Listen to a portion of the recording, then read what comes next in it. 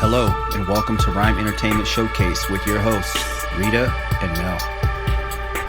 Hi everyone, and welcome to RIME Entertainment Showcase. Today, our special guest is Brandon T. Adams, who's a speaker, a coach, a video marketer, and just an all-round excellent person. Welcome to the show, Brandon. Welcome. Hey, thank you for having me on the show. Really excited to be here today. Great. So, who is Brandon T. Adams in your own words? Brandon T. Adams is a powerful, loving man that is married, has no kids, a niece and nephew, loves dearly, and family. Originally from Iowa. And I guess I'm just a motivated, driven guy to make a big impact in the world through the talents that I have. And I'm always looking to better myself and help other people in a positive way. Great. Amazing stuff. So I know you've got some really interesting stories, one of which was about your very first business. Can you tell the viewers about this journey into your first business and also how you went about investing into it? Yeah. So my first ever endeavor, I guess, business, I was in the ice business. So I sold packaged ice for a living, sold ice to different convenience stores, bars, restaurants, you name it. So it's cool because I got to meet a lot of young entrepreneurs, like mom and pop businesses, and got to see so many different kinds of things. Where I kind of went in my own endeavor was I wanted to bring another product to the business. I wanted to bring an invention called Arctic Stick, the cool and flavor drinks. And so that's what I did. I took that product, spent a lot of time and energy, put over 100 grand into it. I learned a lot. Let's just say that I learned from fundraising, pitching, and it ultimately led me to getting in the crowdfunding space. So I launched a product, went on Amazon, and we didn't sell much of it, but it did teach me how to communicate and taught me how to raise money. And it led me into crowdfunding and video production. So I'm grateful for that experience, but it was definitely a journey. It sounds like a journey that you had to go on to actually get you to where you are today. And obviously you must have taken a lot of lessons, but also it sounds like a lot of energy from doing all that and that experience. There is, you look at, I've interviewed a lot of people too, and you look at whatever you call success, like successful people that perform at a higher level. We all have our own versions of success, whatever that may mean to you or me. We all have our own versions. As long as I feel you're going after that version and achieving it at your highest level, that's what I think we all should do as humans. But I'll tell you what I found out, and for myself and even high level people, is when you are going after something, it may not actually work how you planned it, but if you can take those lessons and pivot and turn it into a success, that is where the real money is. So in this example here, you look at, I went after this invention, spent 100 grand on it. Some people would say you spent $100,000 on this product. You got maybe a $10,000 return. That's maybe what I did in sales, and nothing ever else happened with it. But here's what happened.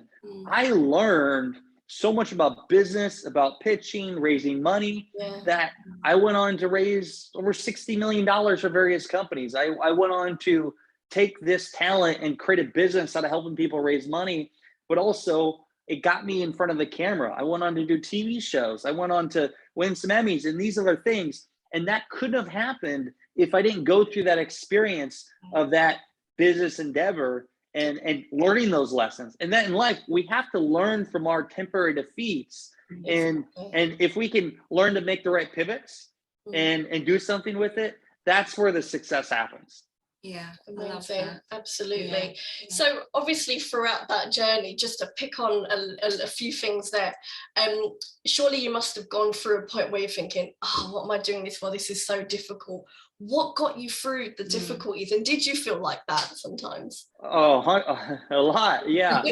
We all do as humans. Even you look at people that have built up a lot of wealth, that doesn't mean they don't have problems either. We all do. We have our own problems. It's really having this champion mindset and surrounding yourself with positive atmosphere. So a couple very specific things I did that listeners can do is, when I was going through the tough times in business and whatnot, I went to the gym a lot.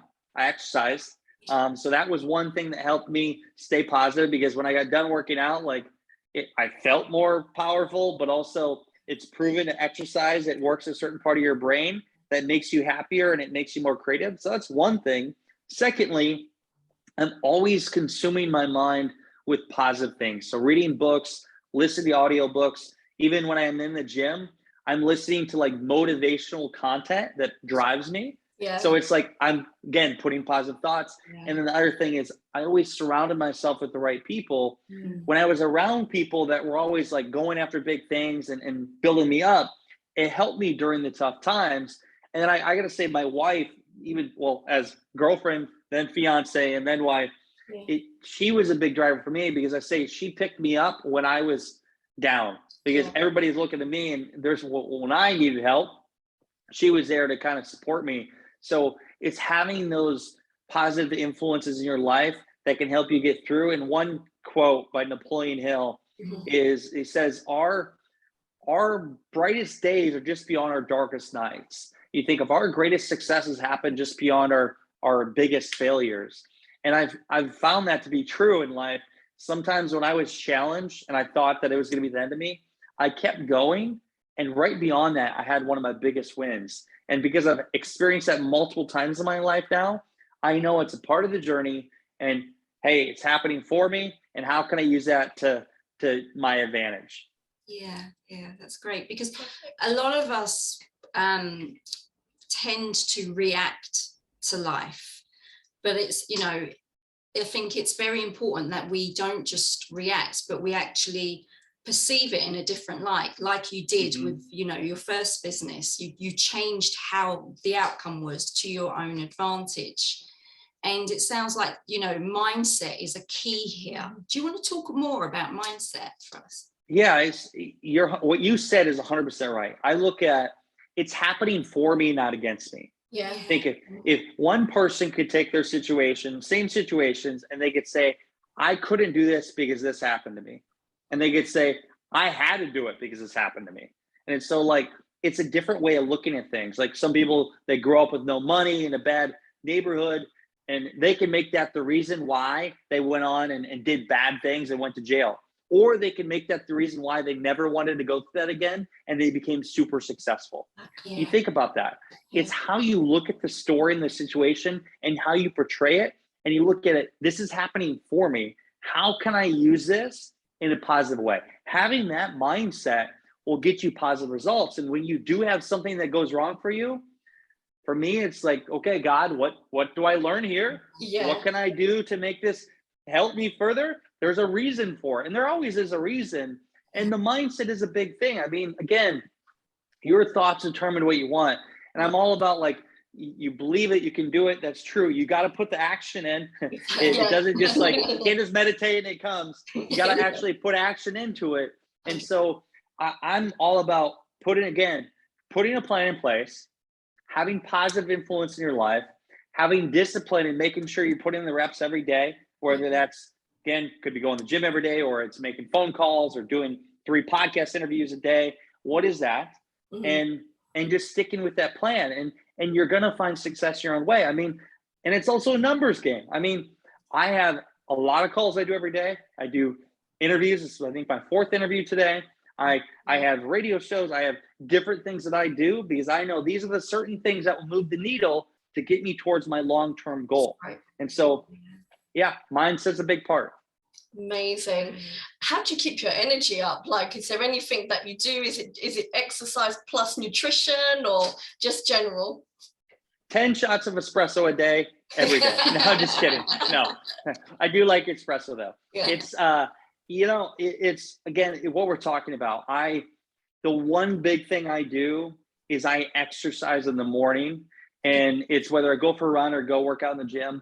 It's like my thing that I conquer at the beginning of the day that gets me ready, because I mean, there's mornings I do not want to wake up. It's 4 this morning, 4:45, 4:45 a.m. I want to stay in bed, but I know that if I go to the gym, I'm going to feel better and I'm going to have a more powerful day. So that is one thing that has helped me get energy throughout the day. And then keeping my mind on things. Like, when you're busy, you don't got time to be tired. I mean, you're going, and you got these different tasks. You're working towards something. You do need to have a goal in life, because when you're working towards something, you're growing, and that's going to give you energy. If you're lost and you don't know what you're doing, that's not good. That's stagnant. You're not moving. You're lost, and you feel like you have no hope for where you're going. As humans, we need to grow. And if we're just doing a little bit more every day that gets me closer, you're gonna feel more fulfilled, and you're gonna have more energy. Yeah. Absolutely. A lot of us as well get to this point where we're so comfortable and there is no growth. So it's really important, just like what you said, and we totally 100% agree with everything. Yeah, definitely. Go ahead. Sorry. So I was just gonna ask you a question from that. If someone is actually uncertain as to what they want to do, they know they're destined for something bigger, but they're uncertain as to where shall I start, what would you say to them? I would tell them, don't just sit around wondering what you're going to do. Go do something, and then you'll eventually figure it out. That's one thing I always did. I always took action. I always tried different things, and sometimes I was going a million directions, but I would much rather do that than just sit there and not do anything. Don't get me wrong. When you get to certain levels of foundational built up of success and things, there's times where you got to sit and look and see what you need to do. But for most people out there that are trying to figure out what they want, go do something. Figure out, what are your interests? What are some things that you're interested in, and go try them, and take those talents and use them to other things. Again, it goes back to my story of when I was doing the ice business, and then I had this endeavor I was going after. I was going after something. Yeah. And along the way, my advice to people out there, while you're going after something, listen to feedback from people, listen to feedback to what you're learning and the opportunities, and keep your eyes open, because you might come across something that can be bigger than what you're going after. And ultimately, that's what happens. When people are going after one thing, taking action, they're opened up to a bigger thing. And even my mentor said to them early on, they believed in me. I was motivated. And Braden, this may not be your thing, but I think you're going to do something. And they were right. I just did it in a different way, not the thing that I thought I was going to do. Perfect. Yeah. So kind of now moving forward into your documentary series that you did with your now wife, Success in Your City. Talk to us about that journey. What is the program about, and also what was the journey to actually creating this docu-series?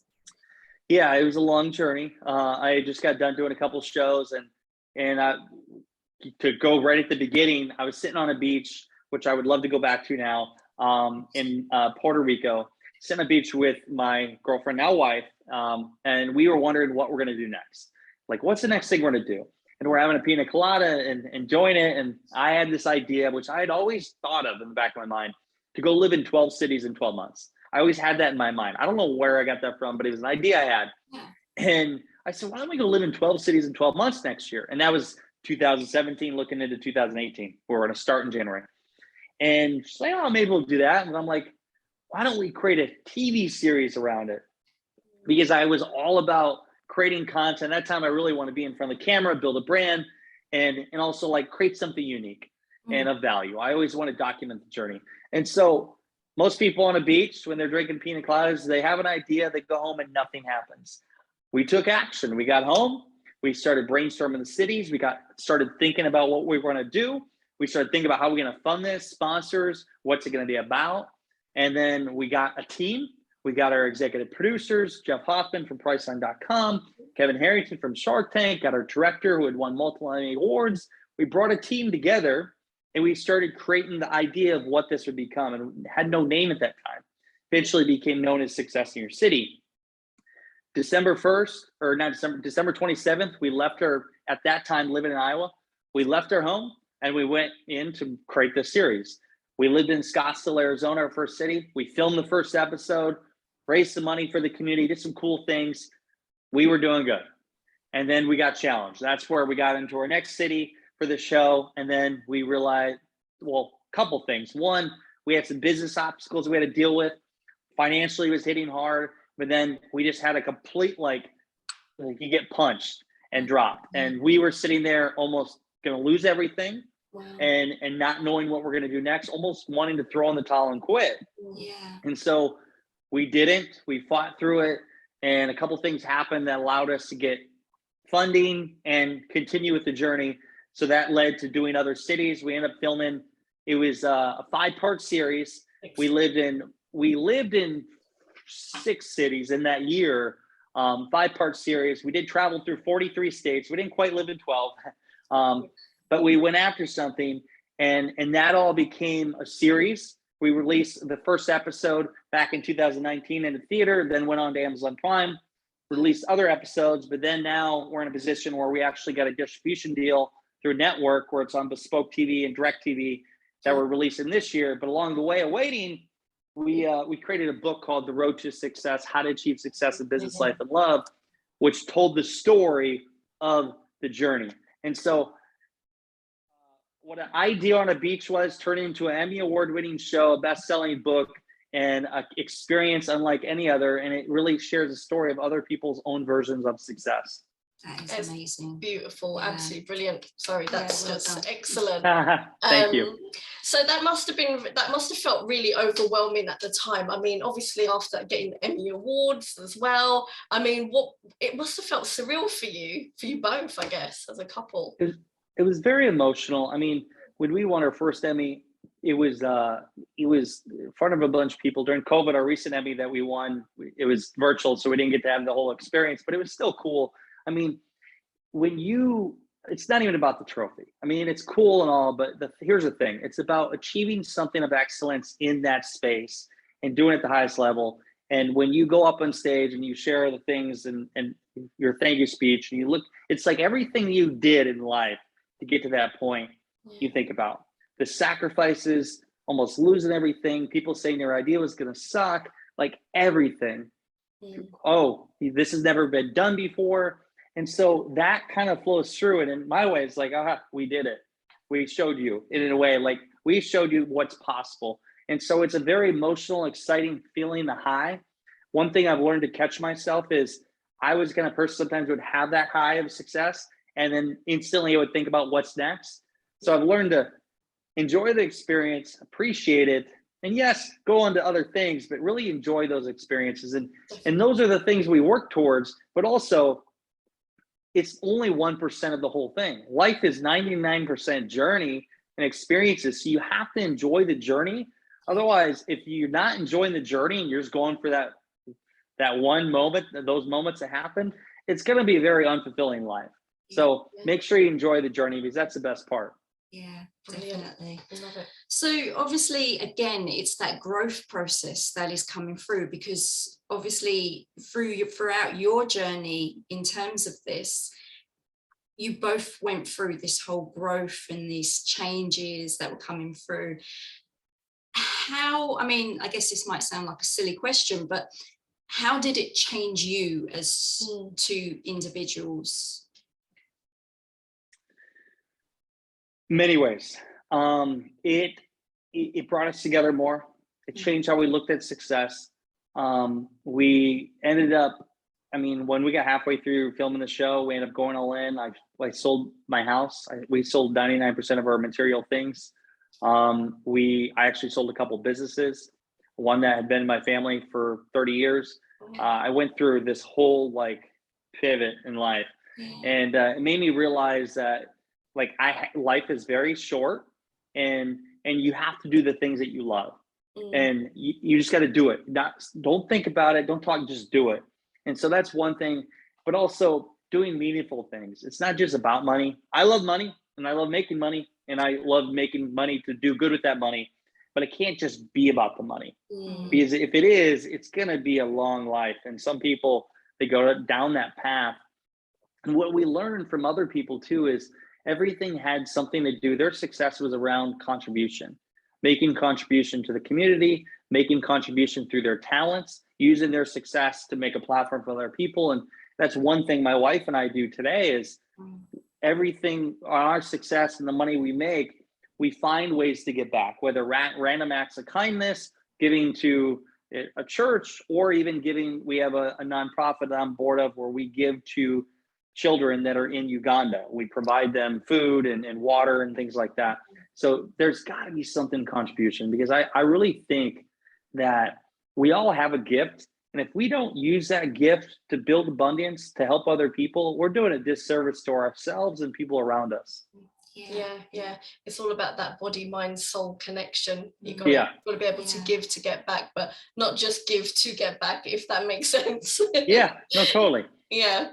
So I guess another question that always comes to the forefront of our minds is because we interview a lot of like people within the arts and entertainment industry, and generally, obviously, after COVID and even a bit of pre-COVID, a lot of people were a little bit demotivated due to not getting any work, or it was really difficult for them to really show themselves. What would you say? What do you think that? Would you say that there's something holding them back from kind of making it? Like, what would you say would be that success factor to kind of move forward and kind of make a success of themselves? Yeah, reinvent yourself. I mean, I took the very different route. Like, you look at Hollywood, you look at actors, movies, and all that. What did I do? I took the route of, I will create it myself. Every show I've done, or the movie that I did produce, was a part of, I took my fundraising skills and use that and my connections to not only raise money for a project, but to execute on it. So every show that I was the host of, I was the one that made it happen with my own ways to make money and do that, even for the movie aspect.